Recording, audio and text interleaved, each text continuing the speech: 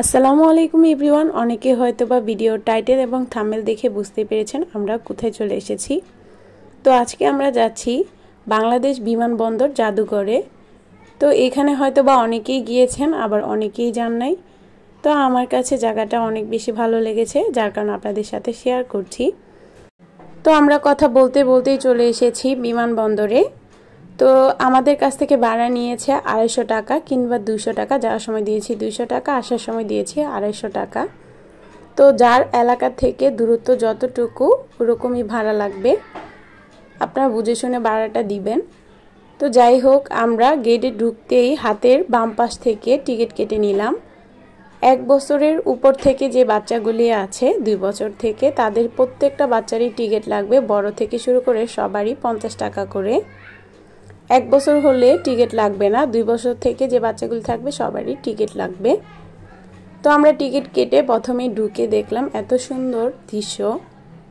আর আজকের ওয়েদারটা বলার মতন না, একদম রোদও না আবার একদম বৃষ্টিও না। ওয়েদারটা অনেক বেশি সুন্দর ছিল আর অনেক বাতাসও ছিল। তো হাতের ডান পাশেই তাকাতে দেখলাম খেলনার দোকান। তো এইখানে তুলনামূলকভাবে খেলনাগুলির দাম অনেক বেশি ছিল। তো এই দোকানগুলি থাকার সুবিধা একটাই, আপনার কাছে যদি কম টাকা থাকে তাহলে আপনারা এই দোকান থেকে বিকাশে টাকা তুলে নিতে পারবেন, কোনো জায়গা থেকে টাকা নিয়ে আসতে পারবেন, আপনার আত্মীয় স্বজন যাই হোক না কেন।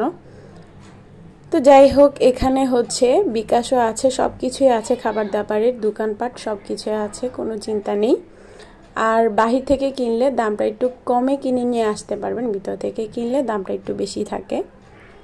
তো এইখানে যে কয়টা বিমান দেখছেন, আমি পুরোটা ঘুরে দেখানো তো সম্ভব না, তাহলে ভিডিও অনেক বেশি বড় হয়ে যাবে। যতটুকু সম্ভব আমি ততটুকু দেখিয়েছি। তো এইখানে অনেক হেলিকপ্টার বিমান আছে, যেখানে টিকিট কেটে এটার ভিতরে যাওয়া যাবে। এটার ভিতরে কি কি আছে সেগুলিও দেখা যাবে। আপনারা বাচ্চাদেরকে নিয়ে এইসব জিনিস দেখিয়ে ওদেরকে অনেক কিছু শেখাতে পারেন। বাচ্চারা অনেক কিছুই বুঝতে পারবে এই জায়গাটার মধ্যে আসলে। বাচ্চাদের শিক্ষণীয় অনেক জিনিস আছে। তো এই তো দেখতে পাচ্ছেন আমার ভাই এটার মধ্যে উঠে গেল। তো ও টিকিট কাটার আগেই উঠে গিয়েছে, তারপর আমরা টিকিট কেটেছি। যেহেতু বাচ্চা বুঝতে পারেনি, তাড়াতাড়ি দৌড় দিয়ে চলে গিয়েছিল। এরিয়াটা অনেক বড়, বিশাল বড় এরিয়া, আর অনেক খোলামেলা, ঘুরতে অনেক বেশি ভালো লাগছিল। যেহেতু আজকে রোদটাও কম আর অনেক বাতাস ছিল। তো আমরা হাঁটতে হাঁটতে যাচ্ছিলাম অন্যদিকে, যেদিকে হচ্ছে বাচ্চাদের বিভিন্ন খেলার রাইডগুলি আছে সেগুলির মধ্যে। তো আমাদের সাথে আজকে অনেক বাচ্চা কাচ্চা আছে, আমার ছেলে আছে, আমার ভাই আছে, বোন আছে, আমাদের সাথে আরেকটা আপু এসেছে, সে আপুর বাচ্চারাও আছে। তো যাই হোক, এখানে অনেক বড় একটা ডাইনোসর দেখেছি, দেখতেই পাচ্ছেন। আমার ছেলে ডাইনোসরটা দেখে পুরাই অবাক।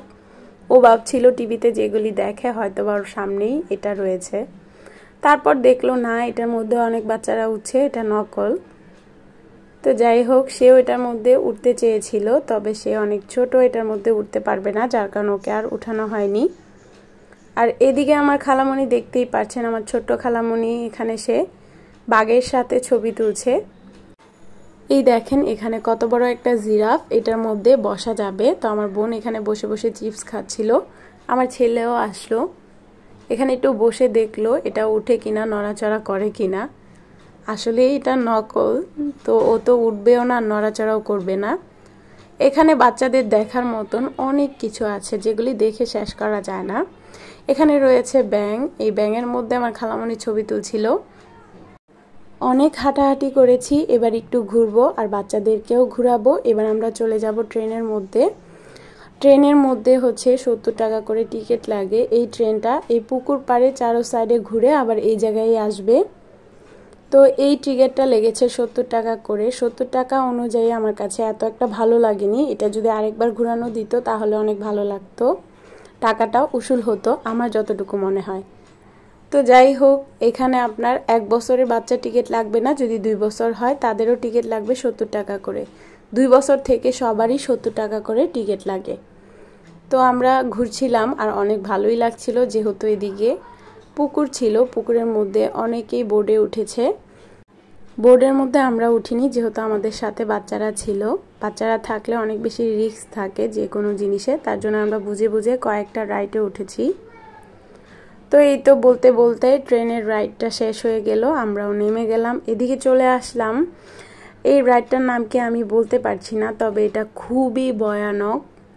এখানে যেই উঠছিল তারা এমন জোরে জোরে চিল্লাচ্ছিল, আমার দেখেই তো নাক মুখের পানি সব একসাথে হয়ে গিয়েছে, এত বেশি ভয় লেগেছে। আর এটার মধ্যে আমরা কিভাবে উঠব?